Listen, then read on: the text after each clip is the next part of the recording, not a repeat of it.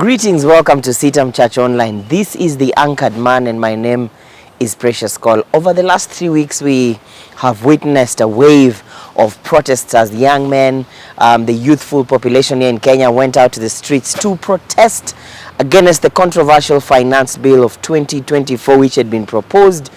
And a lot of us were not happy because of some of the what we consider to be punitive tax laws that were being proposed that were going to become a burden to the already burdened Kenyan. And we saw a lot of engagement on our social media platforms, on X, and a lot of us were out there saying, no, we need to relook this, we need to rethink leadership, we need to rethink how we manage our resources and live within our means. We saw the president declining to sign, but really that led us into a conversation, a demand for accountability, a demand for governance, a demand for stewardship. And lots of us really have been pressing on, especially our political class and leadership, to demonstrate good stewardship, good governance, and to really shun from wanton corruption, which has been the order of the day in government. And as we think and reflect about that and whether or not we have achieved that or not, today I come with one question. So, what next after these protests? How then do we move? What changes? And so on and so forth. It's interesting, we have spent the last few weeks really calling out the leadership of our country for what we consider not to be the right way of running this country. But at some point I caught myself reflecting, at what point do I also call myself out for the misgivings and for that which happens to me that makes me choose the people I choose into leadership, and then get to a place where a few moments down the line, I begin to complain about them? What is it about us that when we come to the ballot, when we go to the elections, we completely forget about what we've been agitating about, what we've been talking about, the things we've been fighting about, the things we've been complaining about? We completely forget them. And when we go to the ballot, there's a demon that all of a sudden reminds you, hey, you have a tribe. Hey, you have a kingpin that you need to protect. Hey, you have an ethnicity. What's that demon that always comes during the election period that makes you forget everything else that's merit, and then it reminds you you're Luya, it reminds you you're Kikuyu, it reminds you you're Pokot, it reminds you you're Turkana, it reminds you you're from whatever ethnicity. And that become our riding force into who we elect into power. We need to relook into that. We need to think, and we need to call ourselves out for allowing that to happen every so often, that when we have a choice on the ballot and we have people that we know have no track record, we know they have forged documents to make it to the list, we know there are people that have history with corruption, they have history with bad governance, and something about them still draws us to them.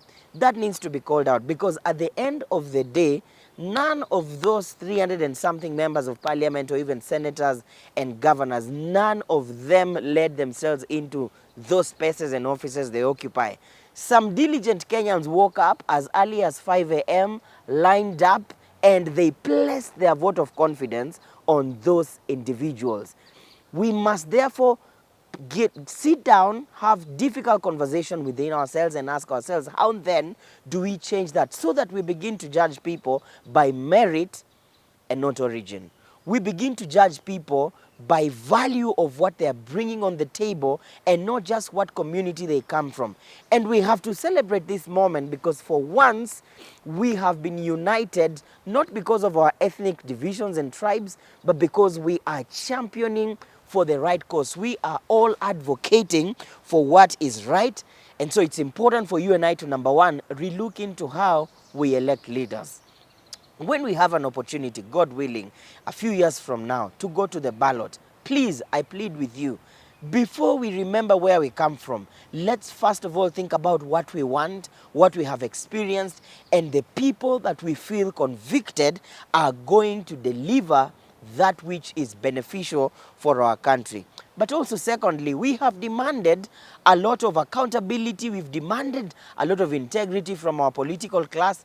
But I think it's also important we demand the same of us. We need to demand that same level of accountability, that same level of a corruption-free country, we need to demand it of ourselves. So to say, if you are arrested today by a police officer for a traffic offense that you know you have committed, accept it and allow yourself to be punished by the law. When you can get away by giving 500 shillings or maybe 1,000, why is it important? Because we cannot just change it from the top. This is a culture we must change. This is an environment we must redeem. The same standards of integrity we are demanding of our leaders, let's place that demand on ourselves. I'll give you some checklist. If when you go to a hotel in town and you ask for a cup of tea and they bring you tea and then there's sugar there on the table for you to add to your tea, if you use that sugar in a manner that you don't use sugar in your own house, if you overuse it because it's not you who's buying, you and the person that's embezzling public funds, you're not very different.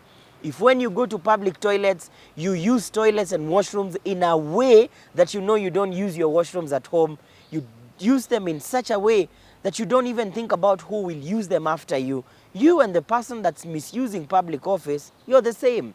If you work in a company and there's a company car there and you drive it in a way that you don't drive your personal car, you are careless and reckless with it, you hit potholes because you know it's not your car and it's the company that will finance you, and the person that's misusing public property, you're the same. In other words, the same standards we are demanding of leaders, we ought to also demand of ourselves on the small scale levels. That's how we change our society. It's when we don't just get angered by what the politicians are doing, but we also get angered by what we are doing. So as we change within our environment, we are constructively going to build a good environment that will allow us to practice the very things we are advocating for. But also it's important for you and I to be good stewards of that which has been entrusted upon us. The same way we've been complaining about how government is budgeting and using some of the money that should be beneficial to us, it's the same way if you're working in that company, in that organization, and you've been privileged to oversee certain fund allocations, you're in charge of certain disbursements and distributions, you're a bazaar in some school, and you have an opportunity to steal.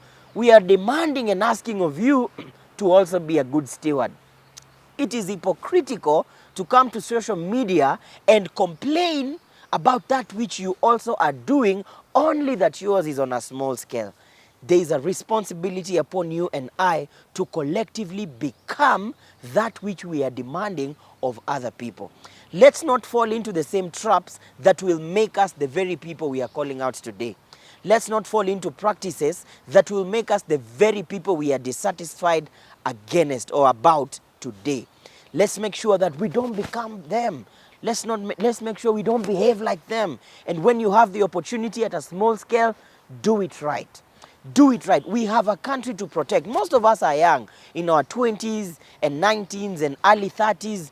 We need Kenya way much more than some of those old folks that are responsible for this mess. Some of them in their 60s, 70s, they can get away with it. They probably won't need it as long as we do. And because you and I know we need Kenya more than possibly they do, let's do it right in our space and time. And guess what? This country will be redeemed. We will see a great difference. And we will see ourselves springing out of ashes of defeat into one great country full of opportunity, full of resource, doing extremely well and enjoying good governance. So let's get out there and become ambassadors of that which we are calling and advocating for. Thanks for watching The Anchored Man. God bless you.